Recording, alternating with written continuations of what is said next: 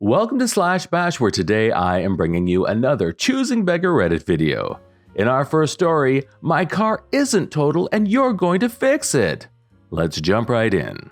This happened about last year at the body shop where I work now before my state went into COVID lockdown protocols. We were doing a lot of business, but as anyone in the auto body repair industry will tell you, not every vehicle is worth fixing. I've dealt with a lot of total loss situations in my time. This is one of the ones that takes the cake. This lady, let's call her military wife, came to the shop with a damaged front end on her 2016 Acura ILX. Our lobby was open at the time.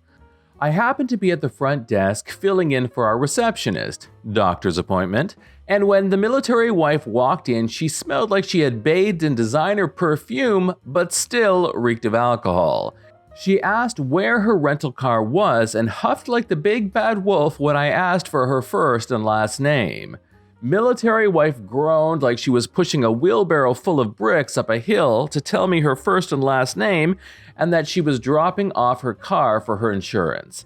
Since the rental car wasn't at our shop yet, I told her that I would check in her vehicle and get her paperwork done. "You can look at my Acura, but I'm not signing anything until my rental is here. Y'all aren't allowed to touch my Acura until I say so." I wish I could provide photos, but I happen to like my job. The entire right front side was crushed from front bumper to rear door. I was 90% confident that the right frame rail was bent in.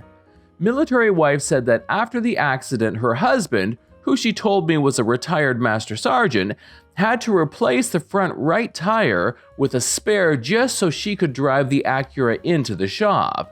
According to the insurance claim assignment, military wife had hit the side barrier on the interstate the night before dropping off her vehicle. According to military wife, someone must have hit her Acura and she was disputing the damage with the other party's insurance. When the rental company arrived, military wife came back into the shop and complained about the rental. "Can you make sure to notate that my rental car is filthy and smells like alcohol and piss?" The rental company agent, military wife, and I walked out to the rental, and outside of some light dirt on the carpets, I didn't notice any smells, stains, or dirt. I told military wife that I didn't notice anything. "So I'm a liar? This is not professional service." I quickly added that I was suffering from seasonal allergies, fake sniffle, and I would document her concerns but couldn't smell anything. I shrugged my shoulders helplessly at the rental company agent and military wife left. I assigned the Acura to our shop's best technician for teardown, and sure enough, it needed a frame right and a few right suspension parts. With all the operations and the damages through the right side, the repairs were going to cost $13,000. I called military wife with the cost of repairs and sent up the estimate and photos to her insurance the day after she dropped off. The next day, her insurance asked for photos to condition or assess the total loss value. I sent them the same day, including photos of all the options on her vehicle. Military wife came to the shop 3 days later, livid, and marched into my office. "You are not totaling my Acura! How dare you lie to me about repairing my Acura and then try to total it behind my back? And you're trying to steal money from me! What kind of business is this?" After getting military wife to calm down and sit down, along with the receptionist and 2 of my fellow estimators, military wife explained that her insurance had called to cut off the rental, said that the car was totaled based off the estimate, and sent her their conditioning sheet. Despite the photos I had sent of her Acura, the insurance company had missed a navigation system that added value to her vehicle. Not much, but enough for military wife to complain about. I explained that the insurance, not our shop, was totaling the vehicle and had missed the navigation. "It doesn't matter. My Acura is worth more than the $10,000 they offered me. I have a $14,000 loan on my Acura. They're either paying off that loan or fixing my Acura." Usually, total loss situations like this get squashed when people hear frame or engine damage. In my experience, people usually understand that it is very complicated to repair damaged structural frame parts, and it is only rarely approved by insurance companies. Not Military Wife. The general manager and I went to the Acura with Military Wife and went over the estimate line by line with each part in clear view. We spent over 30 minutes talking to her. Not only did Military Wife still believe her insurance would pay off the loan, but she was absolutely furious that we had taken parts off her vehicle. Front bumper, right headlight, right fender, and disassembled the right front door. She demanded that we put everything back together so she could drive her Acura home. The general manager was very firm. Our shop does not put back together totaled vehicles for any insurance claim. Over the next 3 days, Military Wife called every single day to demand that we put damaged parts back on her Acura.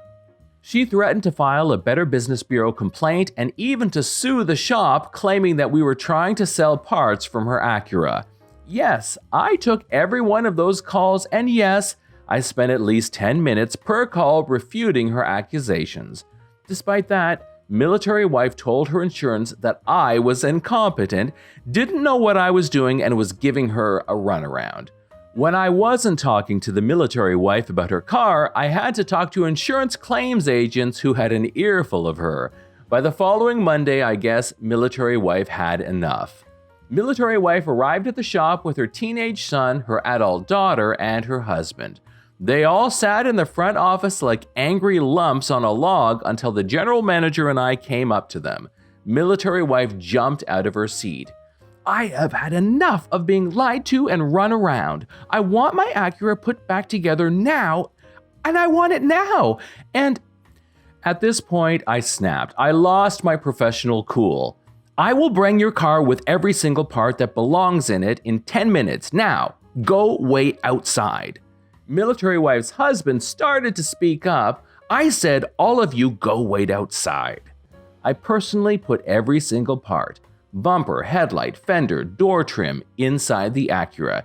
Even the clips that the technician kept stashed in his stall. Since the door glass had been removed, I wrapped it in plastic wrap and put it in the front seat. I drove the Acura back around to Military Wife and placed the keys in her hand. Military Wife's husband said, "Now wait a minute, you said you would put everything back together on it. You just said that. What kind of scam are you running?" I calmly told him and Military Wife that we do not put damaged parts back on vehicles when they've been removed. You have every single part that was on your car now inside your car.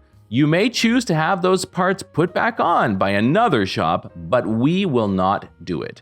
You are no longer welcome at this shop. You may leave. They left. Military Wife's insurance paid us for the disassembly. Out of curiosity, I asked a claims rep how things had turned out a few days ago.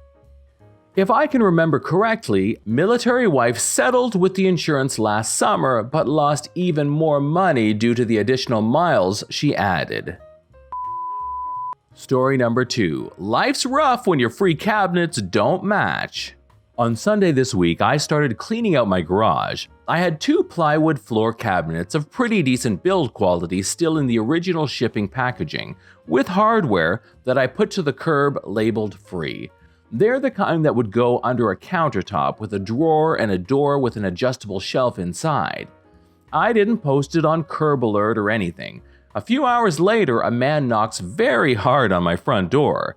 I open the door and he asks frantically if I could put one of the cabinets on my front porch, which is covered, so it wouldn't get rained on while he transports the other to his shop. Apparently, it's impossible to fit 2 standard-sized floor cabinets in the back seat of a 2008 Civic. He promised to come back later in the day to pick the other one up, so I said sure, no problem.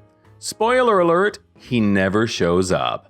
2 days go by and I now have to lug this thing back to the curb and put a new flyer on it saying it's free, yada yada yada. Today, Wednesday, someone takes it. I didn't see who, I'm just glad more clutter is gone.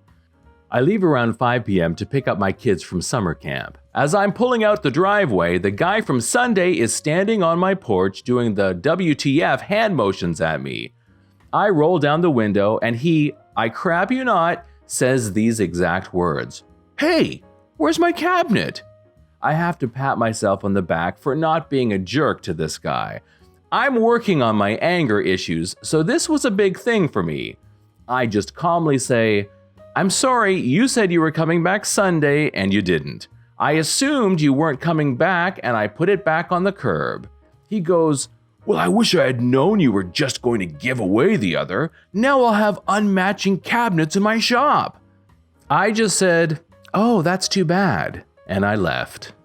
This is John from /bash. Thanks for watching. If you've enjoyed the video and want to be the first to know when the next one drops, then subscribe and click on that notifications bell so that you actually get to see my videos. We would love for you to drop a like, share it with your friends, and we will see you in the next one.